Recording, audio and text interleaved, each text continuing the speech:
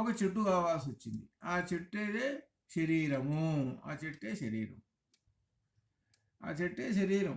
ఆ శరీరంలోకి జొరబడుతుంది. అనగా ఈ ఆత్మకి కర్మఫలాన్ని తినటానికి ఒక ఆశ్రయం కావాలి. అది శరీరం.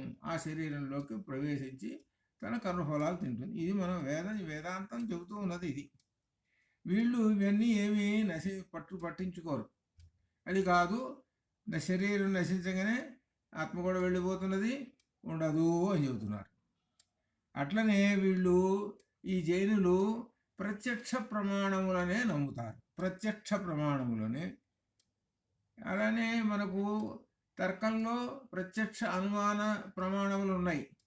దాని ప్రకారంగా ఒక పదార్థాన్ని గుర్తించుతాం. ఎత్ర ధూమాహ తత్రాగ్ని, ఇట్లా ఈ విధంగా కొన్ని ప్రమాణాలను బట్టి గుర్తిస్తాం. అదే విషయాన్ని తీసుకొచ్చి ఈ ఆత్మకు కూడా తగిలిస్తారు వీళ్ళు. ఎట్లా అనమాట ఇది. అలానే ప్రత్యక్షంగా కనబడే పంచభూతాలు ఉన్నాయే మనకు, ఈ 5 పంచభూతాలు, ఇవన్నీ కూడా ఈ వీటన్నిటిని అంగీకరిస్తారు. కంటికి కనబడే వాటిని అంగీకరిస్తారు అని చెబుతూ ఉన్నారు ఈ జైన మత సిద్ధాంతము. కాబట్టి జైన మత సిద్ధాంతంలో ప్రధాన అంశము నిరీశ్వరవాదము, అనగా పరమాత్మ లేడు అని చెప్పటమే వాళ్ళకి విశేషమైనటువంటి మొట్టమొదటిది. రెండోది, ఆత్మ అనేటువంటిది శరీర ప్రమాణాన్ని బట్టి ఉంటుంది అని వాళ్ళు చెప్పటం. అది ఇవి వేద ధర్మానికి వేదానికి విరుద్ధమైనటువంటివి. కాబట్టి ఆ జైన మత సిద్ధాంతాన్ని పక్కన పెట్టేశారు. ఇక 204వ సూత్రంలో నా ఏకస్మిన్ సంభవాతు, ఏకస్మిన్ ఒకే దాని యందు, ఒకే వస్తువు యందు అసంభవాతు విరుద్ధ ధర్మములు ఉండవు. కనుక జైన మత సిద్ధాంతాన్ని అంగీకరించటం లేదు అని వ్యాసుల వారు అంటున్నారు. ఒకే వస్తువునందు విరుద్ధ ధర్మములు ఉండవు, వాళ్ళు ఉంటాయి అని అంటారు. ఒకే వస్తువునందు విరుద్ధ ధర్మములు, వ్యతిరేక ధర్మములు. అగ్ని ఉన్నదనుకోండి, అగ్నిలో చల్లదనం అనేటువంటిది ఉండదు, కానీ ఉంటుంది అని అంటారు వాళ్ళు. దాన్ని అందువలన వాళ్ళ విధానాన్ని పక్కన పెట్టేసేసారు అని చెబుతున్నారు. అదే విషయాన్ని సప్తభంగీనయంలో స్యాదస్తి స్యాత్ నా అస్తి అనే వికల్పాలు చెప్పారు వాళ్ళు. అంటే ఉన్నది స్యాత్, అస్తి. అస్తి అంటే ఆత్మ ఉన్నది, స్యాత్ ఉన్నది, అస్తి అనగా ఆత్మ ఉన్నది, ఆత్మ లేదు, ఆత్మ ఉన్నది, ఆత్మ లేదు. రకరకములుగా ఆత్మని గురించి ఒక వస్తువు ఉన్నది, ఒక వస్తువు లేదు, ఒక విధంగా ఆ వస్తువు ఉన్నది, ఒక విధంగా లేదు అంటారు.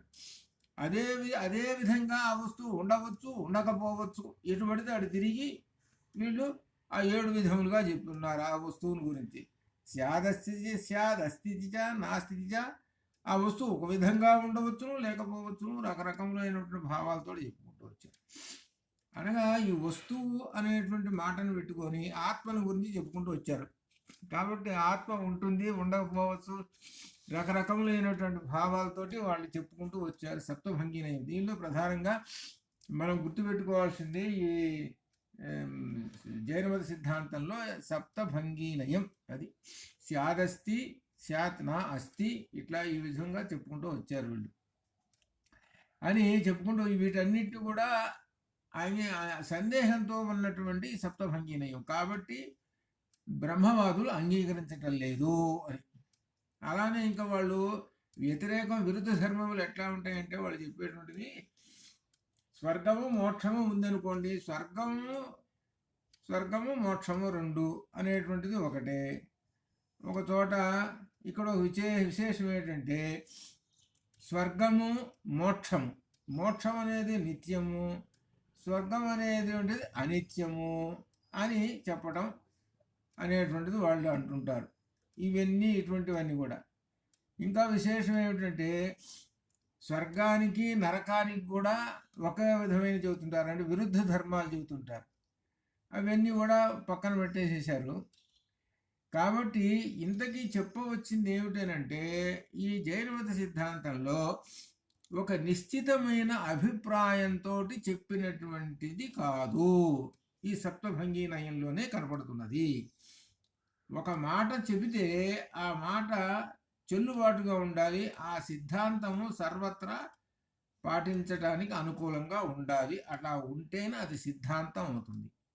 కానీ వీళ్ళు ఏం చేస్తున్నారు, సప్తభంగి నయంలో 2, 3, 4 అట్లా 7 రకములుగా చెప్పుకుంటూ వచ్చేసేస్తున్నారు. ఏంటి, వస్తువు విషయంలో వస్తువు ఉన్నది లేదు, ఉన్నది లేదు, అనేక మార్పులు ఇట్లా ఈ విధంగా అని చెబుతూ, ఇంకా విశేషంగా శరీర ప్రమాణం ఎంత ఉంటుందో అంత ఆత్మ ఉంటుంది అని చెబుతారు. అది సరైనది కాదు. అట్లనే ఇంకా వీళ్ళు ఈ శరీరము పరమాణువులతో నిర్మించబడినటువంటిది అని వాళ్ళు పుద్గలాస్తికాయం అనే దానిలో చెప్పారు. ఇదనమాట. ఇట్లా కొన్ని విశేషాలతోటి చెబుతున్నారు. అనగా శరీరం అంతా పరమాణువులతోటి ఉన్నది, ఇందులో ఆత్మ అనేటువంటిది లేదు అనేటువంటి భావం వాళ్ళు అంతే చెప్పేటువంటిది. ఏదైతే వీళ్ళు చెప్పేటువంటిది ఏమిటనమాట, ప్రధానమైనటువంటిది నిరీశ్వరవాదము, జైన మత సిద్ధాంతము. ఈ శరీరమే మొత్తము ఆత్మ అని అంటారు. ఎంత పెద్ద శరీరం ఉంటే అంత పెద్ద ఆత్మ ఉన్నది, ఈ శరీరం నశించగానే ఆత్మ నశించిపోతున్నది అని చెబుతారు. మరి మనకేం చెబుతున్నారు అంటే, వాసాంసి జీర్ణాని యథావిధాయ అని చెబుతున్నారు. ఈ శరీరాలలో ఎప్పుడైతే ఈ శరీరాలలో ఈ శరీరాన్ని వదిలేసి ఇంకో శరీరంలోకి వెళ్ళిపోతున్నది అని చెబుతున్నారు. మనకు చెబుతున్నటువంటి భగవద్గీత అట్లా చెబుతున్నారు. ఇంకో శరీరంలోకి ప్రవేశించి ఆ కర్మఫలాలు అనుభవిస్తున్నది. అది వాళ్ళు అనరు. ఇంకంతే, అయిపోయింది, ఆత్మ అయిపోయింది, మళ్ళీ కొత్త ఆత్మ పుడుతుంది. ఇట్లా అనగా ఈ విధంగా ఆత్మలు అనేకములు అని వాళ్ళ యొక్క సిద్ధాంతం. అనగా పూర్తిగా మనకు ఉపనిషత్తులకు వ్యతిరేకమైనటువంటి భావము అక్కడ ఈ వీళ్ళ విషయంలో కనపడుతూ ఉన్నదనమాట. ఇట్లా అంతేకాకుండా కార్యకారణములు రెండింటిని కూడా అంగీకరించరు వాళ్ళు. కార్యకారణములు, కార్యము కుండ అయితే కారణము ఏమిటి, దానికి మట్టి ఉపాదాన కారణం. మట్టి లేకపోతే కుండ ఎక్కడి నుంచి వస్తుంది? కాబట్టి మట్టి అనేటువంటి దానిలో కుండ అనేది అవ్యక్తంగా ఉన్నది. అవ్యక్తంగా ఉన్నటువంటి దాన్ని వ్యక్త రూపంలోకి వచ్చింది. వ్యక్త రూపంలోకి రాగానే అంత కారణమైనటువంటి మట్టి పోయింది. అట్లనే ఆ పరమాత్మ అనేటువంటి వాడు లేడు, కారణము. వస్తువే కనబడుతున్నది, ఆ వస్తువు కూడా నశించేటువంటిది. కాబట్టి కార్యకారణములు రెండును నశించేవే అని అంటున్నారు. మనకి ఇదంతా మన బ్రహ్మవాదులు దీనికి అంగీకరించడంలో వ్యతిరేకం. కార్యకారణములు అంతా కూడా పరమాత్మ స్వరూపాలే అన్నీ మనకి దీనిలో చెప్పేటువంటిది. అది ఇట్లా చెబుతూ ఈ 205వ సూత్రంలో ఒక విశేషం కూడా వస్తున్నది. ఏవంచ ఆత్మ అకార్స్యం ఏమో ఈ విధముగానే ఆత్మను గురించి అకార్స్యం, అసర్వగతత్వం అనగా శరీర పరిమితం అని చెప్పడం అసంభవం. వాళ్ళు ఈ ఆత్మని శరీర పరిమాణము అని వాళ్ళు అంటున్నారు. జైన మతస్థులు. పెద్ద జంతువు ఉన్నది, ఏరు అంత ఆత్మ ఉన్నది, చిన్న ఏగంత కీటకం అంత చిన్న ఆత్మ ఉన్నది. ఇట్లా ఈ విధంగా వాళ్ళు చెబుతున్నారు. అది అసంగతము అని వ్యాసుల వారు చెబుతున్నారు. అది అసంగతం అనగా శరీరాన్ని బట్టి ఉంటున్నదని వాళ్ళు అంటున్నారు. అది అసంగతము. ఆత్మ అకృత్స్నము అనగా సర్వగతము కానిది. శరీరం ఎంత పరిమాణం ఉన్నదో అంతే పరిమాణం ఉన్నదని చెప్పడం సరైన సిద్ధాంతం కాదు అని చెబుతున్నారు. అసలు శరీరంలో ఉన్నటువంటి ఆ పరమాత్మ ఎంత ఉన్నాడు అనేటువంటిది, పరమాత్మ ఎలా ఉన్నాడు, ఆ పరమాత్మని గురించి చెప్పండి అని అంటే మనకు నారాయణ సూక్తంలో వచ్చింది. నారాయణ సూక్తంలో వరుసగా దానిలో చెప్పుకుంటూ వితస్త్యాంతే నాభ్యాముపరి తిష్టతి జ్వాలమాలాకులం భాతి విశ్వస్యాయతన సంతతం శిలాభిస్తు లంపత్యాకోశ సన్నిభం తస్యాంతే సుషుజం సూక్ష్మం సర్వం ప్రతిష్ఠితం తస్య మధ్యే మహానగ్విశ్వార్చిర్విశుధోమఘ శ్లోక్రభక్ విభజన్ తిష్టన్నాహారవచరకవిః తిరే ఊర్ధ్వామధశ్యాయీరస్మై తస్య సంతతా సంతాపయతి స్వం దేహమాపాతలమస్తః తస్య మధ్యే అణీయోర్ధ్వా వ్యవస్థితః నీలతో యద్వ్యధ్యస్తాద్ విద్యుల్లేఖేవ భాస్వర నీవారశూకవత్తన్వీ పీతాభస్వత్యనూపమా సత్యస్యాసిఘాయా మధ్యే పరమాత్మా వ్యవస్థితః స బ్రహ్మా స శివః సారి సోక్షర పరమస్వరాట్. ఇది ఆత్మను గురించి ఇంత చెబితే వేదం వాళ్ళు ఏం చెబుతున్నారు అని అంటే ఆత్మవో ఇంత ఉన్నదండి, ఇంత పెద్దది ఇంత చిన్నది అని చెబుతున్నారు. అనగా అర్థం ఏంటి? వాళ్ళు ప్రత్యక్షంగా కంటికి కనపడేటువంటి వస్తువును చూసి, ఆ పెద్ద ఏనుగును చూసి ఓహో పెద్ద ఇంత ఆత్మ ఉంటుంది అంటున్నారు. చిన్న చిన్న వాటి చూసి చిన్నగా ఉంటుంది కాబట్టి రకరకాలుగా ఉంటాయి ఆత్మలు అని చెప్తారు. అంతేగాని లోపల ప్రవేశించి అంతః తమ యొక్క శరీరంలో ప్రవేశించి ఆ పరమాత్మని గ్రహించేటువంటి శక్తి వాళ్ళకి లేదు. ఇది జైన మతస్థులు చెప్పేది. ఆ జైన మతంలో ఉన్నటువంటి 24 మంది తీర్థంకరులు, వాళ్ళకి ఆ 24 మంది తీర్థంకరులే దైవాలు. మనకు దైవం అనేటువంటిది ఏంటి అంటే పరబ్రహ్మము, అక్కడి నుంచి వస్తుంది. ఆ పరబ్రహ్మం సగుణ రూపం తీసుకుంటే అనేక మంది దేవతలు, నారాయణ స్వరూపం, దశావతారాలు, ఇట్లా ఈ విధంగా మనం చెప్పుకుంటూ వస్తాం. కాబట్టి ఆ శరీరం ఎంత అయితే ఉంటుందో అంత ఆత్మ ఉంటుంది అనేది అసమంజసము అని బ్రహ్మవాదులు అంటున్నారు. ఇంకా విశేషం, జైన మతంలో ఘటాదుల వలె ఆత్మ అనిత్యము. ఘటం పగిలిపోతుంది, అది అంత అందరికీ తెలిసినటువంటిది. అట్లనే ఆత్మ కూడా అనిత్యము, అనగా ఉండదు, అనగా పరిచ్ఛిన్నము, ముక్కలు ముక్కలైపోతుంటుంది. సర్వగతము లేనిది.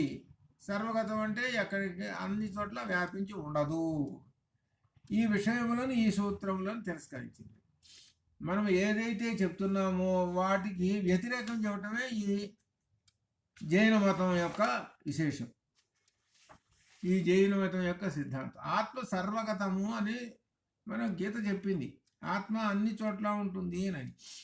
ఆత్మ అపరిచ్ఛిన్నము అని చెబితే వాళ్ళు పరిచ్ఛిన్నము అని చెబుతారు, అలా చెబుతారు. ఆత్మ సర్వగతం అని అంటే వాళ్ళు అసర్వగతము అని అంటారు. కాబట్టి మనం చెప్పేటువంటి ఈ ఉపనిషత్తు సారానికి అన్నిటికీ వ్యతిరేకం చెబుతుంటుంది జైన మతం. అందుకని ఆత్మ ఒక్కటే, అనగా పరబ్రహ్మం ఒక్కటే, అది సర్వగతము, నిత్యం సర్వగత స్థాణు వచలోయం సనాతన అని వేదావినాశినం నిత్యం భగవద్గీత కూడా చెప్పింది. కాబట్టి ఈ వేదాంతానికి వేద విరుద్ధము అయినటువంటిది జైన మతం. అట్లనే మొట్టమొదటి బౌద్ధ మతం వచ్చింది, ఇప్పుడు జైన మతం వచ్చింది. అయితే బౌద్ధ జైన మతాలు వీళ్ళు ఆ కాలంలో సంస్కృతాన్ని పోషించినటువంటి వాళ్ళు. వీళ్ళు ఒక రకంగా ఒక ఉపయోగం జరిగింది, సంస్కృత భాషను పోషించారు. అంటే సంస్కృతంలో వీళ్ళు కావ్యాలు రచించారు, అనగా సంస్కృతం క్షీణించకుండా అభివృద్ధి చెందుతూ వచ్చింది. అది అసలు విశేషం. సంస్కృతంలో కావ్యాలు, సంస్కృతంలో బుద్ధ చరిత్ర అనేటువంటిది ఉంది, అశ్వఘోషుడు రచించినటువంటి బుద్ధ చరిత్ర ఉంది సంస్కృతంలో. అట్లా భాషలు కూడా వీళ్ళ కారణంగా భారతదేశంలో ఈ సంస్కృతం నుంచి వివిధ రకములైన భాషలు పుట్టడానికి కూడా, ఇప్పుడు భారతదేశంలో 16 భాషలు చలామణిలో ఉన్నాయి. ఇవన్నీ పుట్టినవి అని అంటే సంస్కృతం యొక్క మూలమే. ఈ సంస్కృతాన్ని వీళ్ళు బుధాన వేసుకున్నారు, వేసుకొని ఈ సంస్కృతాన్ని వ్యాప్తి చేయడం వల్ల ఈ వివిధ రకములైన భాషలు పుట్టుకుంటూ వచ్చినాయి, ఎక్సెప్ట్ తమిళ్. అది భారతదేశంలో గొప్ప విశేషం చెప్పాలి అని అంటే ఎక్సెప్ట్ తమిళ్. ఈ తమిళం తప్పక తమిళం దీనికి సంబంధం ఏమాత్రము కాదు, పూర్తి విరుద్ధమైనటువంటిది తమిళం. అట్లా అనమాట. సరే, ఈ విధంగా మనం భాషలు కూడా వీళ్ళ వలన అభివృద్ధి చెంది ఒక రకంగా మనం చూస్తుంటే, కానీ వీళ్ళ వాదన అంతా కూడా ఎలా ఉంటుంది? నిరీశ్వర వాదము, ఇది అర్థం. ఇకపోతే శరీర పరిమాణం సమస్త జీవులు ఒకే విధంగా ఎప్పుడూ ఉండదు కదా. ఇప్పుడు వికారాలు ఉన్నాయి, శరీరానికి వికారాలు ఉన్నాయి. బాల్యము, యవ్వనము, కౌమారము, అలానే వార్ధక్యం ఉన్నది. అస్థి జాయతే, విపరిణమ్యతే, వర్ధతే, నశ్యతే, ఈ విధంగా ఉన్నాయి. ఈ లక్షణాలన్నీ కూడా ఈ శరీరానికి ఉన్నాయి. అప్పుడు ఆత్మ యొక్క పరిణామం జైన సిద్ధాంత రీత్యా మారాలి కదా.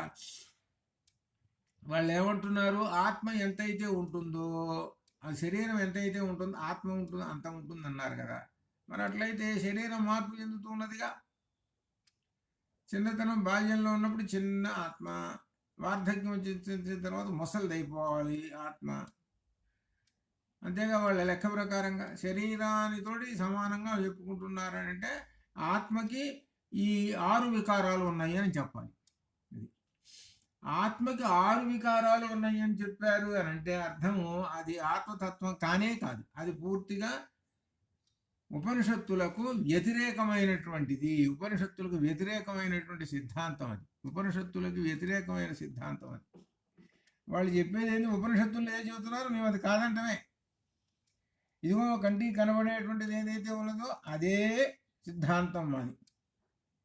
కాబట్టి ఈ శరీరం ఎంతైతే ఉన్నదో అంత ఆత్మ ఉన్నది అనేటువంటిది సరైనది కాదు అని వ్యాసుల వారు కొట్టేస్తున్నారు. కాబట్టి మీ యొక్క సిద్ధాంతం సరైనది కాదు, జైన సిద్ధాంతం. ఇదే మనం గుర్తుపెట్టుకోవాల్సింది. జైనులు నిరీశ్వరవాదులు వాళ్ళు ఆత్మని శరీరంతో పోల్చి చెబుతుంటారు. శరీరంతో పోల్చి చెప్పినప్పుడు శరీరానికి వికారాలు, షడ్వికారాలు ఉన్నాయి. అలానే ఆత్మకు కూడా షడ్వికారాలు ఉండాలి. మరి లేవు కదా, ఆత్మకి ఎప్పుడు ఉండదు కదా.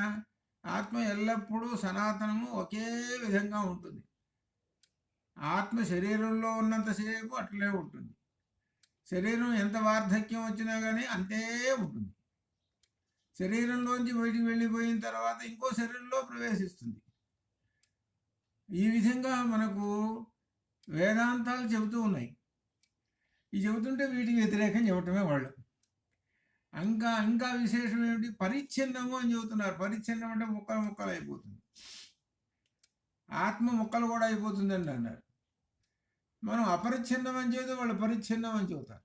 అంటే ఆత్మ ఏం ముక్కలు కదా, ఎప్పుడు చూసినా ఒకటేనయ్యా అని. మనం ఏం చెబుతాము, బ్రహ్మవాదులు వాటికి వ్యతిరేకమే. ఇంకంతే. ఇది వీళ్ళ యొక్క, ఈ జైనుల యొక్క విశేషం అన్నమాట ఇది. కాబట్టి ఈ విధంగా కల్పించడం అనేటువంటిది సమంజసం కాదు. ఇదే మనం తెలుసుకోవాల్సినటువంటిది. కాబట్టి బౌద్ధులు ఎట్లయితే నిరీశ్వరవాదులో, ఇలానే జైనులు కూడా నిరీశ్వరవాదులు. వీళ్ళిద్దరూ నిరీశ్వరవాదులు. ప్రధానమైనటువంటి విషయాలు అవి. ఇంకా 206వ సూత్రంలో నచ పర్యాయాత్ అపి అవిరోధో వికారాదిభ్యః వికారాదులు జీవునకు అనిత్యత్వం వంటి దోషాల చేత పర్యాయాదపి జీవునకు సంకోచం, వికాసం వంటివి ఉంటాయనడంలో కూడా అవిరోధ దోషం ఉండదని చెప్పడం సరైనది కాదు. వాళ్ళు ఏమంటున్నారు, ఈ జీవునికి అనిత్యత్వం ఉన్నది, ఈ జీవుడు వికారాలు పొందుతున్నారు అని చెప్పటం సరైనదేనంటే అదేం దోషం కాదండి అని అంటున్నారు వాళ్ళు. దాన్ని నువ్వు అలా చెబుతున్నావే అదే తప్పయ్యా అని చెబుతున్నారు వీళ్ళు. వాళ్ళు సమర్థించుకుంటున్నారు అనమాట. జీవుడికి ఇట్లా 6 వికారాలు ఉంటాయి అని సమర్థించుకుంటున్నారే, దాన్ని దోషము అని చెబుతున్నారు. సరే వ్యాసుల వారు. జీవుడికి సంకోచము వ్యాకోచము చిన్నది కావటం, వ్యాకోచం పెద్దది కావటం. మునగా వికారాలు ఎట్లయితే ఉంటాయో అట్లా ఈ విధంగా అనమాట. అట్లా ఈ విధంగా ఉంటాయి అని అంటారు వాళ్ళు. ఈ జీవుడికి అని, జీవుడు కూడా నిత్యత్వం లేనివాడనే చెప్తుంటారు వాళ్ళు. సంసార సాగరంలో కొట్టుకుంటున్న జీవునికి బంధమోక్షాలు కలిగి పైకి పోతాడనే సిద్ధాంతం కూడా బాధిస్తుంది. అలా అంటారు వాళ్ళు. ఆ జీవుడు చివరికి ఆ సంసారంలో పడి చివరి కొట్టుకుంటూ శరీరంలోంచి బయటికి వెళ్ళిపోతుంటాడు, పైకి వెళ్ళిపోతుంటాడని ఏదో రకరకాలుగా వాళ్ళు భావాలు చెబుతుంటారు. ఇంకా విశేషంగా వీళ్ళు ఏం చెబుతున్నారంటే, వస్తూ పోతూ ఉండే శరీర కణాలు వేరు, నిత్యత్వం ఉన్న జీవాత్మ వేరు, చర్మానికి నిత్యత్వం లేదు, ఆత్మకి ఉన్నది. ఈ శరీర అవయములు ఎక్కడ పుడతాయి, ఎక్కడ లీనమవుతాయి అనే విషయంలో కూడా జైనులకు స్పష్టత లేదు. అనగా ఈ శరీరం విషయం గురించి వాళ్ళకి స్పష్టత ఏమాత్రం లేదు. మనకు వేదాంతం ఏం చెబుతున్నది, ఈ శరీరం ఎట్లా వస్తుంది అని అంటే పంచభూతాలు అనేటువంటి దాన్ని చూసుకుంటే వరుసగా తైత్తీర్యంలో ఆత్మన ఆకాశ సంభూత, ఆకాశాత్ వాయు, వాయోరగ్ని, అగ్నిరాప, ఆపు, పృథివీ అక్కడి పృథివీ నుంచి పృథివ్యో ఓషధయాత్ రసాత్ పురుష, ఇట్లా వరుసగా చెప్పుకుంటూ వచ్చారు. అనగా చివరికి పైనుంచి వరుసగా పరమాత్మ దగ్గర నుంచి చూసుకుంటూ వస్తే వరుసగా పంచభూతాల నుంచి పుట్టినటువంటి వాడు ఈ పురుషుడు అని వరుసగా మనకు చెబుతున్నారు. ఈ పురుషుడు పుట్టడానికి ఎలా మూలం కారణమో అంతా కూడా మనకు వేదం చెబుతూ ఉన్నది. వీళ్ళు మనకు వేదం చెబుతున్నది. అయితే వీటికి ఒక నిత్యత్వం అనేటువంటిది వీళ్ళు అసలు చెప్పలేరు. లేదు వీళ్ళ యొక్క దీనిలో.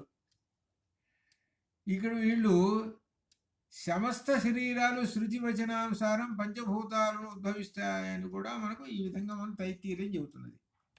దీన్ని జైనులు అంగీకరించరు. అది జైనులు అంగీకరించరు.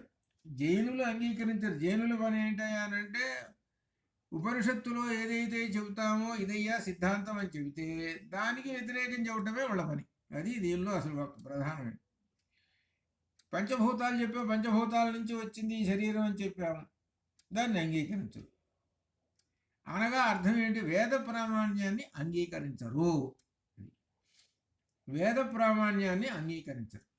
ఇక్కడ మనం అర్థం చేసుకోవాల్సింది ఏంటంటే అప్పటి కాలంలో ఈ వేదాన్ని పట్టుకున్నటువంటి వాళ్ళ పరిస్థితి ఎలా ఉందో ఆలోచించండి. జైనుల యొక్క ప్రాభవం ఎక్కువ ఉన్నది. జైనులు బౌద్ధుల యొక్క ప్రాభవం ఎక్కువగా ఉన్నది ప్రజలకు కూడా ఇలానే చెబుతారనమాట.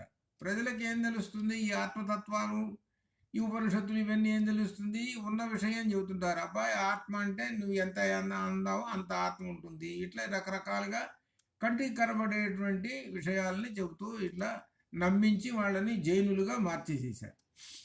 అట్లా జైనులు కొంతమంది అయినారు. అట్లా బౌద్ధ మతం అట్లా 1000 సంవత్సరములు నిరాఘాటంగా భారతదేశంలో ఈ జైన బౌద్ధాలు ఉండి ఇతర దేశాలకు కూడా ప్రయాణమైనాయి. ఇప్పుడు కూడా ఇతర దేశాల్లో ఉన్నాయి అని అంటే కారణము ఇదిగో జైన బౌద్ధముల్లో వ్యాపించినట్టు. అనగా వేదానికి వ్యతిరేకంగా చెప్పటమే ప్రధానం. వాళ్ళు వేదానికి వ్యతిరేకంగా భావనే వాళ్ళది జైన బౌద్ధాలది. కాబట్టి ఆ జైన బౌద్ధములు అట్లా ఆ విధంగా ఉన్న కాలంలో బాగా వ్యాపించి ఉన్నటువంటి కాలంలో వాటిని ఖండించడం అనేటువంటిది అప్పటి వేద విధులకు చాలా కష్టం అనిపించింది.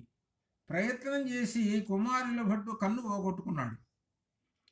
మనకు తర్వాత శంకర విజయంలో వస్తుంది కుమారుల భట్టు. తర్వాత అదే సమయంలో అదే కాలంలో శంకరాచార్య స్వామి వారు ఆసేతు హిమాచలం ప్రయాణించి ఎక్కడ కేరళ నుంచి వచ్చినటువంటి ఆయన ఆసేతు హిమాచలం ప్రయాణించి జైన బౌద్ధాలనే కాకుండా అనేకమైన వాటన్నిటిని కూడా ఖండన చేసేసాడు ఆయన. ఖండన చేసేటప్పటికి వాళ్ళందరూ తిరుగు సమాధానం చెప్పలేక వాళ్ళందరూ కూడా తిరుగు ముఖం పట్టారు. అది మొదలుగా చేసుకొని జైన బౌద్ధములు క్షీణించాయి. జైన బౌద్ధాలు క్షీణించి అక్కడి నుంచి ఉన్నటువంటి వేద ధర్మం ఏదైతే ఉన్నదో అణగంటి తక్కువ స్థాయిలో ఉన్నదో అది విజృంభించింది. ఆ వేద ప్రామాణ్యం విజృంభించి క్రమక్రమంగా అప్పటి నుంచే గొప్ప గొప్ప పుణ్యక్షేత్రములు, కంచిలో పుణ్యక్షేత్రాలు అట్లా అటువంటి చోట్ల అన్నిట్లు కూడా వరుసగా క్రమక్రమంగా ఆ వేద ధర్మాన్ని అనుసరించి దేశమంతా వ్యాపించింది. వేద ధర్మాన్ని నిలబెట్టినటువంటి మహానుభావుడు శ్రీ జగద్గురు శంకరాచార్య స్వామి వారు. ఆయన కారణమే మూలం. ఆయన వలననే ఇప్పుడు ఒక ఉదాహరణ చెప్పాలి అంటే కంచిలో ఉన్నటువంటి గుడులు కానీ కంచిలో ఇంకా ఉన్నటువంటి గుడి కన్నా ఇంకా ముందున్న 850 ఆ ప్రాంతంలో పల్లవులు కట్టించినటువంటి ఆ శివాలయాలు ఇటువంటివి కూడా చాలా గొప్ప గొప్పవి. వీటన్నిటికీ మూలం ఏంటి అనమాట, వేద ధర్మాన్ని నిలబెట్టినటువంటి వారు శంకరాచార్య స్వామి వారు.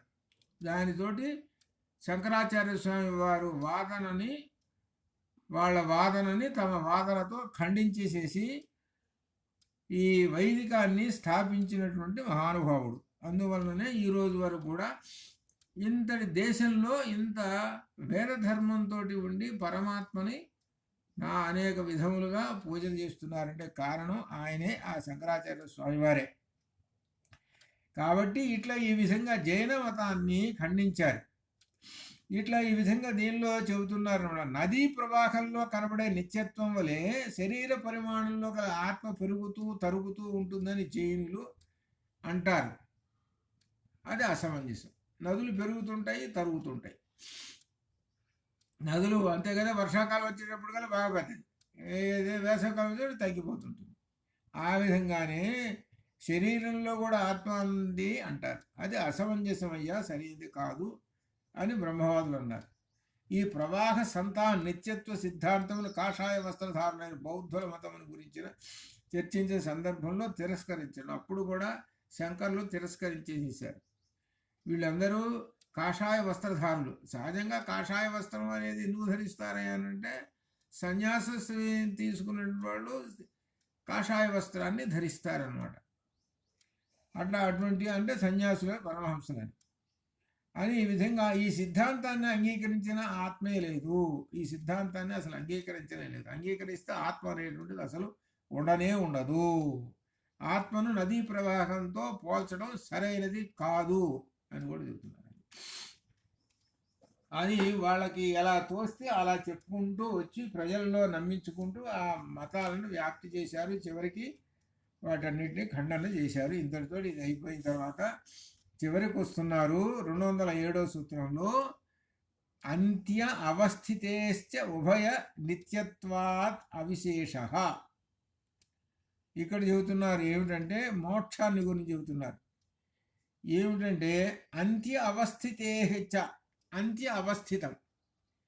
అంత్యం అంటే చివరి అవస్థ విడిది అనగా అంతిమ దశలో జీవుని యొక్క పరిమాణము నిత్యమనుకున్నచో ఉభయ నిత్యత్వాద్ ఆది మధ్యంలో రెంటిలో కూడా జీవ పరిమాణం శరీర పరిమాణములకు సరిపడా ఉంటుంది కనుక నిత్యత్వం అని భావించవలసి వస్తున్నది. అవిశేష, అప్పుడు అంత్యావస్థలో ఆ మూడింట్లో విశేషమేమి ఉండదు. అనగా మోక్ష సమయంలో అంత్యావస్థలో జీవుని పరిమాణం ఒక నిశ్చిత రూపంలో నిశ్చితంగా ఉంటుంది జైన సిద్ధాంతం. అంటే చివరి దశలో వచ్చాడండి వాడు, అంటే వార్ధక్యం, వాడు జైన మతాన్ని తీసుకున్నటువంటి వాడు. ఆ చివరి దశలో వార్ధక్యంలో ఉన్నాడు. ఆ వార్ధక్యంలో ఉన్నటువంటి వాడు ఆ మోక్ష సమయంలో ఆ జీవుని పరిమాణం ఒక నిశ్చిత రూపంలో నిశ్చయంగా ఉంటుంది. అంటే తన యొక్క చివరికి వచ్చేటప్పటికి ఒక పరిమాణంలో ఉన్నాడు వాడు. అంటే ఒక పరిమాణం అంటే అర్థం వార్ధక్యంలో ఉంటాడు. ఆ వార్ధక్యం ఎంతైతే ఉన్నాడో పరిమాణం అంత దీనిలో ఆ ఆత్మ కూడా ఉంటుంది. అటువంటి ఆత్మ మోక్షానికి వెళ్ళిపోతుంది అని చెప్తున్నాడు. మనకు గీతలో ఏం చెప్పాడు? చివరికి ఆత్మ వెళ్ళిపోతున్నది శరీరంలో నుంచి. ఆ ఆత్మని ఎవరు దర్శనం చేసుకోగలుగుతారయ్యా అంటే కేవలం జ్ఞానచక్షువే దర్శనం చేసుకోగలుగుతాడు అని చెప్పారు. ఉదాహరణకు భారతంలో భీష్మాచార్యుల వారు వెళ్ళిపోతుంటుంటే ఆ శరీరంలో నుంచి ఆ జ్యోతి వెళ్ళిపోతుంటే ఆ జ్యోతిని కేవలం పాండవులు మాత్రమే దర్శించగలిగారు. వాళ్ళకే అదృష్టం వచ్చింది, అందరికీ రాలేదు. అది భారతంలో ఉంది. అది జ్ఞానచక్షువులు అదృష్టవంతులు వాళ్ళకే కనపడుతూ ఉంటుంది ఆ జ్యోతి అని మనం చెబుతున్నాం. ఎంత ఉంటుంది జ్యోతి అన్నాం, శరీరం ఎంత ఉందో అంత కాదు ఆ జ్యోతి. వీళ్ళు ఏంటున్నారు, శరీరం అంతా ఎంతైతే ఉంటుందో అంత అది. అనగా శరీరం అనేటువంటిది ఉన్నట్లు ఒక జ్యోతి రూపంలో ఎంతైతే ఉంటాడో అంత అనే అర్థం చెబుతారు. అలా ఉండి ఎక్కడికి ఆకాశంలోకి వెళ్ళిపోతుంటాడు. అదే మోక్షము అని అంటారు. మోక్షానికి పూర్ణం ఎంత ఉంటుందో అంత ఉంటుంది అని చెబుతారు వాళ్ళు. జీవుని పరిమాణం శరీర పరిమాణం సమానంగా ఉంటుందని అంగీకరించినప్పుడు ఇప్పుడు పట్టుకున్నారు బ్రహ్మవాదులు. ఏమిటంటే ఈ జీవుడి శరీరం ఎంత 6 అడుగులు ఉంది, 6 అడుగులు ఉంది కాబట్టి ఆత్మ కూడా 6 అడుగులు ఉన్నది అని అంటారు వాళ్ళు. సరే అన్నారయ్యా, అయితే జీవుడికి వృద్ధి క్షయాలు ఉన్నాయి, మరి ఆత్మకు కూడా వృద్ధి క్షయాలు ఉన్నాయా చెప్పండి అన్నాడు. ఇక్కడ దిక్కారు. మనిషికి వృద్ధి క్షయాలు ఉన్నాయి. బాల్యం, యవ్వనం, కౌమారం అని 6 వికారాలు ఉన్నాయి. చివరికి వార్ధక్యంలోకి వచ్చేసాడు. మొట్టమొదటి బాల్యంలో ఉన్నాడు. ఆ విధంగానే ఆత్మ కూడా అలా ఉంటుందా? చివరికి ఆత్మకు కూడా ముసలితనం వస్తుందా? వార్ధక్యం వస్తుందా? ఇది ప్రశ్నలు మన వాళ్ళు వేశారు. వాళ్ళు ఆత్మ ఎంతైతే ఉంటుందో శరీరము ఆత్మ 2 సమానము అని అన్నారు. 6 అడుగులు శరీరం ఉంటే 6 అడుగుల ఆత్మ ఉంటుందని. అట్లా అంటే చిన్నప్పుడు వాడు అడుగుంటే అడుగంత ఉన్నాడు ఈ ఆత్మ, అట్లా పెరుగుతుంది. మరి అలా పెరుగుతుంటే వృద్ధి క్షయాలు ఉన్నాయి కదా. వృద్ధి క్షయం అంటే విపరిణమ్యాలు ఉన్నాయి కదా. వీడికి వార్ధక్యం వస్తుంది, మళ్ళీ మధ్యలో కాళ్ళు పోతాయి, అది రకరకాలు ఉంటాయి. అట్లా ఆత్మ కూడా ఏమన్నా ఉంటాయా? అవి కూడా పోతుంటాయా? ఈ విధంగా ప్రశ్నలు అడిగితే ఇక జైన మతస్థులు ఏం చెబుతారు సమాధానం? వాళ్ళు ఒకటే బండ గుర్తు చెబుతారు, అంతే ఉంటుందండి అంటారు. అది ఎంత మాత్రం ఒప్పుకుంటాం? ఈ విషయాన్నే మనం కనుక ప్రజల్లో చెబితే ఈ జైన మత సిద్ధాంతం ఇట్లుంటుందయ్యా అని అంటే, అయ్యో మాకు తెలియదే, జైన మత సిద్ధాంతం ఇట్లా ఉంటుంది, మేము తీసుకున్నామేనని జైన మతాన్ని వదిలేస్తారు. అది చేశాడు శంకరాచార్య స్వామి. ఇలా తప్పుడు వ్యవహారాలు చేస్తున్నారు. తప్పుడు దోషయుక్తమైనటువంటివి ఈ జైన మతస్థులు అని చెప్పేటప్పటికి అప్పటికి ప్రజలకు తెలిసి జైన మతాన్ని వదిలేసేసి మన మతమైనటువంటిది, భారతదేశంలో ఉన్నటువంటి మన మతమైనటువంటి వైదిక మతాన్ని పట్టుకున్నారు. భారతదేశంలో ఉన్నది వైదిక మతం అనాది నుంచి ఉన్నది, ఎప్పటి నుంచో ఉన్నది. రామాయణం నుంచి, భారతం నుంచి వచ్చింది. మధ్యలో పుట్టారు ఈ బుద్ధుడు, జీనుడు. వాళ్ళ అభిప్రాయాలు చెప్పుకుంటూ వచ్చారు. అవి సరైన అభిప్రాయాలు కాదు. మోక్షం పొందే స్థితిలో కూడా శరీరం ఏ పరిమాణంలో ఉండునో అదే పరిమాణంలో ఆత్మ ముందు ఆ తర్వాత కూడా ఉంటుందని జైన సిద్ధాంతం. ఇది మనం తెలుసుకోవాల్సినటువంటి.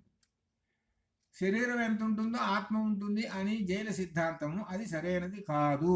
ఇది పాయింట్ మనం తెలుసుకోవాల్సింది. ఇదంతా వేద విరుద్ధమైనటువంటిది అని చెబుతున్నాడు. ఇకపోతే జీవుడు సదా అణు ప్రమాణం అంతవాడైనా లేక మహత్ అంతవాడైనా ఉండాలి అని జైన సిద్ధాంతం ప్రకారం. ఆ జీవుడు ఇంత చిన్నవాడైనా పెద్దవాడని ఎవరు రకరకాలుగా చెప్పుకుంటుంటారు. అయితే వాళ్ళు చివరికి వేద ప్రామాణ్యాన్ని అంగీకరించరు. చివరికి మనం ఆత్మను గురించి భగవద్గీత చెప్పినటువంటి 2 శ్లోకాలని ఉదాహరణగా మనం శంకర్లు వారు ఇచ్చారు. నజాయతే మ్రియతే వా విపశ్చిత్ నాయం కుతశ్చిత్ బభూవ కశ్చిత్ అజో నిత్య శాశ్వతోయం పురాణ నహన్యతే హన్యమానే శరీరే అని కఠోపనిషత్తులు కూడా చెబుతున్నది. ఆత్మకి చావు అనేటువంటిది లేదు అని చెబుతున్నారు. ఎటువంటి ఆపదలు లేవు. నిత్యము అజహ అన్నాడు, పుట్టుక లేనిది, శాశ్వత. పురాణ సనాతనమైనది. అటువంటి దాన్ని ఎవరు చంపుతారండి అని. నాలో నయనం చిందంతి శస్త్రాణి నయనం దహతి పావక నచైనం క్లేదయంత్యాపో నశోషయతి మారుత. అటువంటి ఆత్మని ఎవరు ఏం చేస్తారు? ఎవరు చేయలేరు. అణోరణీయాన్ మహతో మహీయాన్ ఆత్మస్య జంతో నిహితో గుహాయాం తమకృత పశ్యతి వీతశ్లోకో ధాతు ప్రసాదాత్ మహిమానం ఆత్మనః. ఇక్కడ విశేషంగా కూడా అణువు, మహా అణువు అంటే చాలా గొప్పదైనటువంటి ఈ విధంగా దీనిలో చెప్పుకుంటూ ఉన్నటువంటి ఆ బ్రహ్మము ఈ జంతువులలో అనగా ఈ భూతముల యొక్క గుహలలో, హృదయ గుహలలో నిండి ఉన్నది. ఇటువంటి పరమాత్మ హృదయాల్లో ఉన్నాడు. ఆ హృదయంలో ఉన్నటువంటి ఆ పరమాత్మను నీవు దర్శించుకో. నీ మనస్సు చేత ధాతు ప్రసాద, ధాతు అంటే మనస్సు, నీ మనస్సు చేత ఆ భగవంతుని తెలుసుకోమని ఈ విధంగా మనకు కఠోపనిషత్తు చెబుతూ ఉన్నది. నీ శరీరంలో ఉన్న హృదయం అనే గుహలో అణువంత ఉన్నాడు తెలుసుకో. అణువంత ఉన్నటువంటి ఆ పరమాత్మని తెలుసుకో అని చెప్పాడు. అటువంటి ఆ పరమాత్మ అణువంత ఉన్నాడు, చాలా గొప్పవాడు కూడా అని చెప్పాడు. చాలా విజృంభించి అనగా అర్థమా, ఈ బ్రహ్మాండం అంతా కూడా నిండి ఉన్నటువంటి వాడు అని చెప్పాడు. తెలుసుకోమని ఈ విధంగా ఆత్మతత్వాన్ని గురించి చెప్పేసేసి ఈ ప్రకరణాన్ని వ్యాసుల వారు ముగించి వేసేశాడు. కాబట్టి మనం ఇంతవరకు తెలుసుకున్నటువంటి వాటిల్లో వరుసగా శంకరులు అన్ని ఖండించుకుంటూ వస్తున్నారు. సాంఖ్య సిద్ధాంతాన్ని పక్కన పెట్టారు, పరమాణు సిద్ధాంతాన్ని పక్కన పెట్టారు, బౌద్ధమత సిద్ధాంతాన్ని పక్కన పెట్టారు, జైనమత సిద్ధాంతాన్ని పక్కన పెట్టారు. ఇక్కడ విశేషం ఏంటంటే మొట్టమొదట సాంఖ్య సిద్ధాంతాన్ని పక్కన పెట్టారు అని అంటే అది వేద ప్రామాణ్యందే. కానీ దాన్ని కూడా పక్కన పెట్టేశారు. ఎందుకు పక్కన పెట్టేసేసారు అని అంటే సాంఖ్య సిద్ధాంతంలో కేవలం ప్రధానమే జగత్ కారణము అన్నారు, అందుకు పెట్టేశారు. పరమాణు సిద్ధాంతంలో పరమాణువులు కూడా అన్నీ కూడా అక్కడ ప్రవృత్తి కర్మలు నివృత్తి కర్మల దగ్గర తేడా వచ్చేసింది, అందువల్ల దాన్ని పక్కన పెట్టేశారు. అట్లే బౌద్ధ జైనాల్ని పక్కన పెట్టేసేసి ఈసారి పత్యధికరణంలోకి వచ్చారు. పత్యధికరణంలో ఏమిటో మహేశ్వర సిద్ధాంతం వస్తున్నది. అనగా అప్పటి కాలంలో మనం ఇప్పుడు ఏమనుకోవాలి అని అంటే అనేక మంది అనేక సిద్ధాంతాలతోటి దేశంలో రకరకములైనటువంటి మతాలను వ్యాప్తి చేస్తూ రకరకములైనటువంటి వ్యక్తులు మనుషుల్ని సృష్టించుతూ వాళ్ళ భావాలు పెట్టుకుంటూ అనగా ఏకాత్మతావాదం లేకుండా, ఇది అక్కడ అర్థం. అనగా వేద ప్రామాణ్యాన్ని పక్కన పెట్టేసేసి ఎవరికి దోచినట్టుగా వాళ్ళు చెబుతూ ఇదే మాది గొప్పదని చెబుతూ ప్రజల్ని వాళ్ళు వాళ్ళ దారిలో నడుపుతూ ఉన్నారు. అలా నడుతున్నటువంటి వాళ్ళు ఇప్పుడు మహేశ్వర సిద్ధాంతం అనేటువంటిది ఒకటి వస్తుంది. దాన్ని పత్తి అధికరణము అంటారు. దీనిలో ఎవరెవరు ఉన్నారే అని అంటే కాపాలికులు, పశుపతులు ఈ విధంగా ఉన్నారన్నమాట. రకరకాల వీళ్ళందరూ కూడా ఏమిటి అంటే రకరకాలైనటువంటి శక్తులు వీటితోటి చెప్పేటువంటి వాళ్ళు అనమాట. వీళ్ళను కూడా పక్కన పెట్టేసేసారు. అనగా వీళ్ళు కూడా వేదాంతానికి ఉపనిషత్తులకు అనుకూలమైనటువంటి వాళ్ళు కాదు.